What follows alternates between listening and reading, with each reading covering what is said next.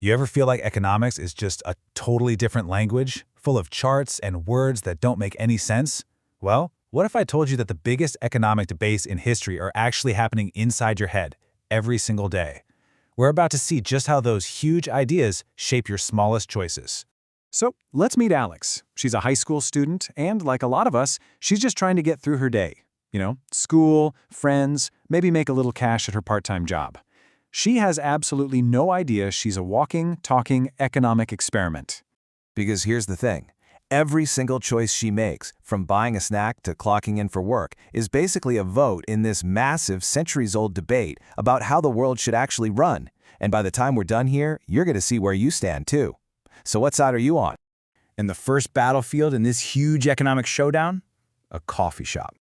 Okay, so Alex has $5. That fancy coffee is calling her name, but the second she reaches for her wallet, bam! Two little invisible economic advisors pop up on her shoulders, and they are giving her completely opposite advice. On one shoulder, you've got Team Spend practically yelling, "Go for it! Buy the coffee! That $5 doesn't just vanish, it pays the barista who pays their rent. You're keeping the whole system moving." But on her other shoulder, Team Save is whispering, "Hold up! Don't do it! Save that money! That's how banks get money to lend to people who want to build things. That's how real, long-term growth happens." So that voice for Team Spend, well, its superstar leader is a guy named John Maynard Keynes. His whole deal was that spending is the engine of the economy. If everyone gets scared and stops spending, the whole machine grinds to a halt. In that case, he argued, the government has to jump in and be the big spender to get things going again. And Team Save? Oh, they're playing by the original rulebook, written by thinkers like Adam Smith. This is classical economics.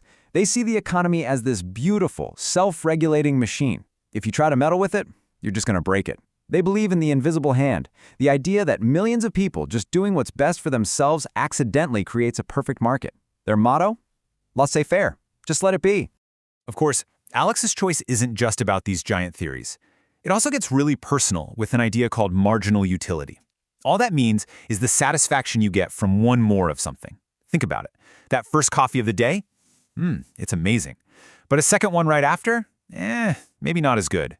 That simple idea is at the heart of how you and I decide what anything is worth to us. All right, let's fast forward. Alex decides to save her money and heads off to her after-school job at the very same coffee shop.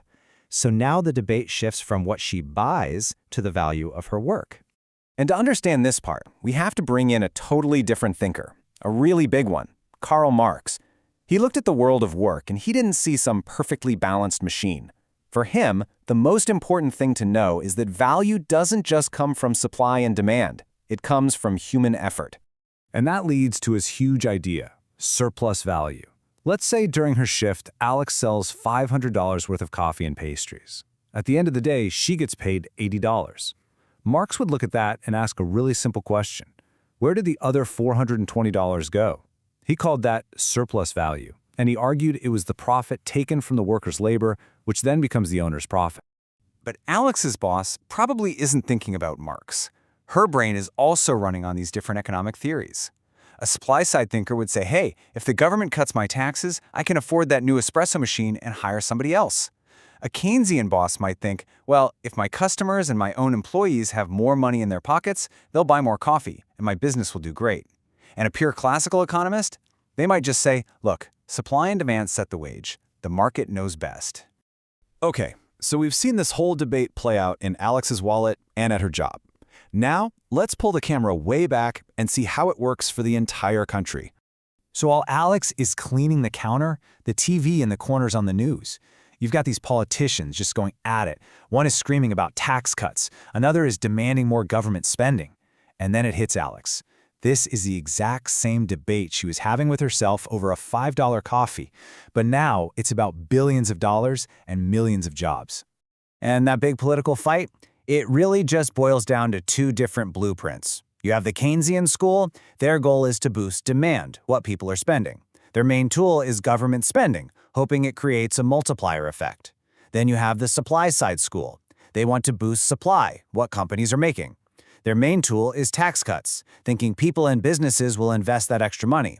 It's a really basic choice. Should the government step in, or should it get out of the way? But wait, there's actually a third voice that cuts through all that noise, the monetarists. They look at both sides and basically say, whoa, you guys are both trying way too hard. For them, the government trying to manage the economy is like constantly yanking the steering wheel of a car. Their solution is way simpler. Just have the central bank make sure the amount of money grows at a slow, predictable rate, and then let the market handle the rest. So, after a long day of coffee dilemmas, work, and political arguments, what's the big takeaway from all this? For Alex, and for us. It's realizing that it all connects. It starts small, with your personal choice to spend or save. Then it scales up to a business owner deciding whether to hire someone. Then it gets even bigger, to a government deciding how to tax and spend billions.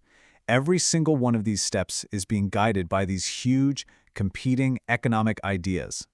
So here's the most important part. These ideas, classical, Keynesian, Marxian, they're not just some dusty chapters in a textbook. They are the living, breathing blueprints that politicians are using right now to try and build the world that you are going to live in. They are the foundation for every single argument we have about our future. And that means these ideas aren't just in your pocket or on the TV, they're on your ballot. When you hear a politician talking about their economic plan, you're really just hearing an echo of Adam Smith or John Maynard Keynes. They're asking you to choose a blueprint. The only question left is, which future will you vote for?